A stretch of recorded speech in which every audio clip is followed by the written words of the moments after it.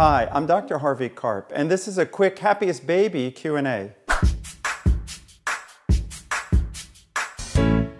When your baby is drinking, it's common that she may swallow air. In fact, the more quickly she's gulping the milk, and you'll even hear that, she'll go gulp, gulp, gulp, then she's likely to be swallowing air. If she's actually drinking quietly and you can barely hear the swallows, chances are she's not taking in too much air. But anyway, it's always a good idea when you're finished with the feeding to burp your baby. The best technique, I think, for burping a baby is to sit them up or even to lie them over your arm, of course with a little burp cloth there in case your baby spits up. And then the pad should be kind of as strong as a tom-tom drum. Do that for a minute or two to see if you can loosen up the burp.